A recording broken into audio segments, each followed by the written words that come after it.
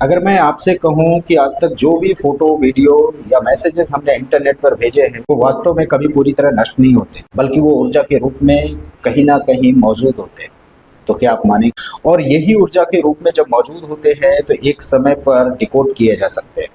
और इसी के साथ अगर मैं कहूं कि ज्योतिष में इस टेक्निकल एनर्जी का संबंध राहु ग्रह के साथ है, और यही राहु किसी को भी राजा से रंक बना सकता है। आज के वीडियो में हम इसी रहस्य को पूरी कैलकुलेशन के साथ समझेंगे और एस्ट्रोलॉजी के एस्पेक्ट से समझेंगे कि ये किस तरीके से हमारी कुंडली के माध्यम से हम डिकोड कर सकते हैं। सो इस वीडियो को पूरा देखिएगा, हर एक एस्पेक्ट को समझिएगा। अगर आपको कहीं पर कोई डाउट लगता है तो कमेंट बॉक्स में अपने प्रश्न को जरूर लिखिएगा, क्योंकि हम चाहते हैं कि जीवन को जीने का मूल्य आप अपनी कुंडली के हिसाब से, कैलकुलेशन के हिसाब से समझ सको। तो आइए समझते हैं। अब इस चीज को समझने के लिए सबसे पहले राहु को समझते हैं। राहु जनरली क्या है? राहु एक छाया ग्रह है। छाया ग्रह का मतलब ये प्लेनेट के रूप में कहीं पर उपस्थित नहीं है, लेकिन इसका प्रभाव सबसे ज्यादा होता है।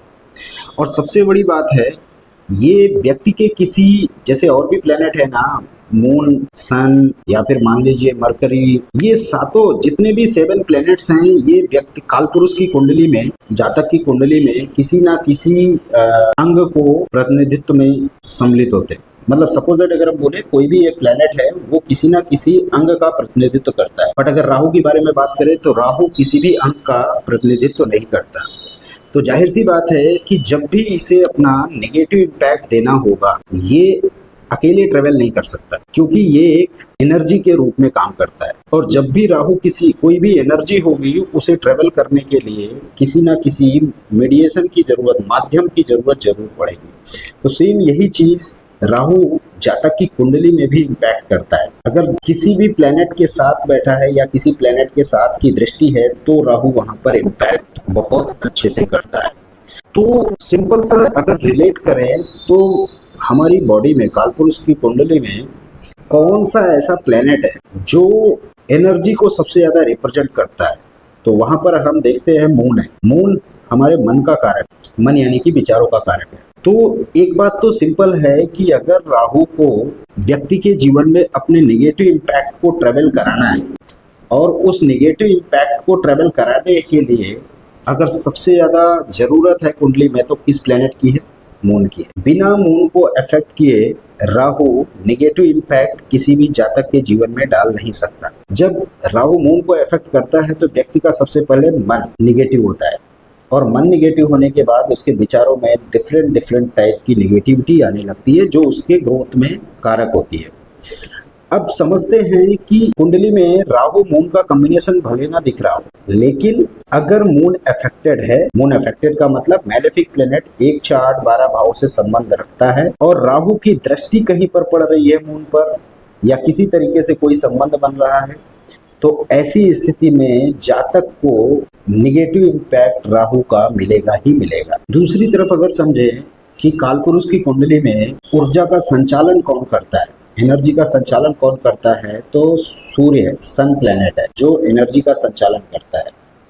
अब अगर राहु को सन के साथ निगेटिव इम्पैक्ट देना है तो भी उसे यहाँ तक पहुँचने के लिए मन यानी कि मून को अफेक्ट करना होगा, क्योंकि जब भी किसी जातक का मन अफेक्ट होगा, विचार अफेक्ट होंगे, और विचार अफेक्ट होंगे तो बहुत सारे टाइम्स के बाद, ये रिपीटेड होने के बाद उसकी आत्मा भी उससे प्रभावित हो। इसके पहले इसका कोई भी इम्पैक्ट नहीं आता। तो एक बात तो क्लियर है कि राहु का अगर नेगेटिव इम्पैक्ट कहीं पर पड़ेगा तो तभी पड़ सकता है जब कुंडली में सन और मून की स्थिति डैमेज है, अदरवाइज नेगेटिव इम्पैक्ट राहु का अप्लीकेबल नहीं हो। दूसरी तरफ अगर हम समझे, ये कब कब हो सकता है? जब सन और मून का गोचर, दशा या अंतरदशा बीत रही हो, और सन और मून मैलेफिक प्लेनेट 1, 6, 8, 12 भाव के साथ मूव कर रहे हो, तो वहां पर स्थिति बनती है कि यदि राहु का संबंध कहीं कनेक्टेड होता है तो व्यक्ति के विचार और व्यक्ति की आत्मा,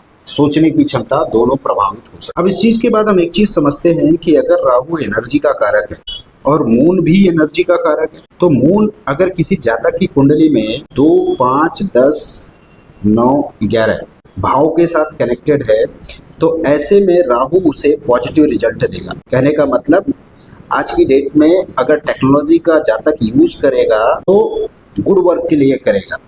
अगर टेक्नोलॉजी में कुछ भी इंटरफेयर कर रहा होगा तो अच्छी चीज़ों को करेगा, और ये अच्छी चीज़ें लंबे समय तक यदि हमारे सर्वर पर या कहीं पर भी स्टोर रहती हैं, बाद में डिकोड भी होती है तो कोई इम्पैक्ट नहीं होगा।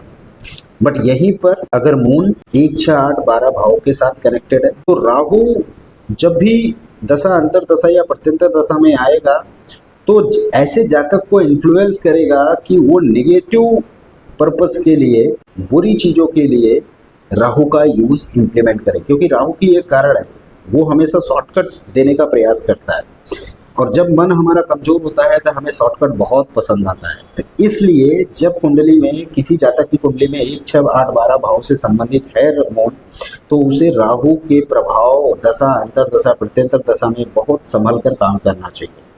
इसके लिए जातक को रेमेडी के तौर पर कुछ तौर तरीके अपनाने चाहिए, और रेमेडी कभी भी ना एक्सपेंसिव नहीं होनी चाहिए, क्योंकि एक्सपेंस का रेमेडी से कोई लेना देना नहीं है। रेमेडी व्यक्ति विशेष के साथ होनी चाहिए, क्योंकि जिसको नीड है, जिसको बीमारी है, उसी को ही रेमेडी एप्लीकेबल होगी। तो जो व्यक्ति, जातक जिसकी दशा अंतरदशा चल रही है, रेमेडी उसी को करनी चाहिए, ना कि किसी और के तौर पर करनी चाहिए। तो इस तरीके से अगर हमने बोला कि सपोज दैट किसी का राहु खराब है और उसका राहु अगर गड़बड़ है, तो ऐसे में जातक हो सकता है बहुत सारे मैसेजेस या बहुत सारे डिजिटल मीडिया या बहुत सारे डिजिटल सोर्सेज का उपयोग इस तरीके से कर रहा हो जो उसकी लाइफ में निगेटिव इम्पैक्ट दे रहा हो। बट अगर वहीं पर उसकी कुंडली बेटर है, मून और सन का जो संबंध है भाव के साथ वो अच्छा है, 2, 5, 9, 10, 11 के साथ है, तो ऐसे में वो जातक बहुत अच्छे से टेक्नोलॉजी का उपयोग करेगा और सही कामों के लिए करेगा। तो सपोज दैट, मानिए आज की डेट में आपने एक पिक्चर अपलोड किया और वो पिक्चर थोड़ा सेंसिटिव था और आपने अपलोड कर दिया। क्यों अपलोड कर दिया? क्योंकि आप मून से प्रभावित थे और मून का आपका अच्छा संबंध नहीं था, और राहु का जैसे ही कॉम्बिनेशन बना तो राहु ने आपको इन्फ्लुएंस किया और आपने पिक्चर सोशल मीडिया पर डाल दिया या XYZ पर डाल दिया। एक बार पड़ जाने के बाद अब वो डिलीट नहीं होगी, भले से आप अपने फ़ोन में रख दीजिए, क्योंकि वो एनर्जी का एक फॉर्म बन गया, और वो एनर्जी का जो फॉर्म बना वो लंबे समय तक अब डेटा के रूप में स्टोर रहेगा। आज भले ही वो अवेलेबल ना हो, लेकिन कल जब भी उसको डिकोड करने का सिस्टम आएगा वो फिर से डिकोड किया जा सकता है। तो इसलिए मैं कहता हूँ कि राहु आपको राजा भी बनाता है, किंग भी बनाता है, और राहु ही आपको बेगर भी बनाता है। राहु किंग कब बनाएगा? जब सन और मून आपके अच्छे होंगे, गुड होंगे, और राहु आपको बेगर तब बनाएगा, भिखारी तब बनाएगा जब सन और मून आपके नेगेटिव होंगे। तो ये सबसे मोस्ट इंपॉर्टेंट थिंग है जब भी आप सन और मून के साथ इंटरेक्ट करना चाहते हैं। तो इस तरीके से किसी जातक की कुंडली में सन और मून के बेहतर होने पर राहु उसी को अच्छी स्थिति में प्रकट करते हैं। बट अगर सन एंड मून आपकी कुंडली में मैलेफिक प्लैनेट के साथ बैठे हुए हैं तो राहु आपको नेगेटिव इम्पैक्ट करता है। आपकी कुंडली में चंद्रमा और सूर्य या राहु ग्रह कैसे प्रतिनिधित्व करते हैं, क्या उनका फलित है, क्या उनका एनालिसिस है आपकी हॉरोस्कोप के बिहाफ पर, इसको समझने के लिए आप मुझे अपनी जन्म बर्थ डिटेल मुझे कमेंट में लिख सकते हैं, और यदि आपका कोई भी प्रश्न है तो आप वहां पर पूछ सकते हैं।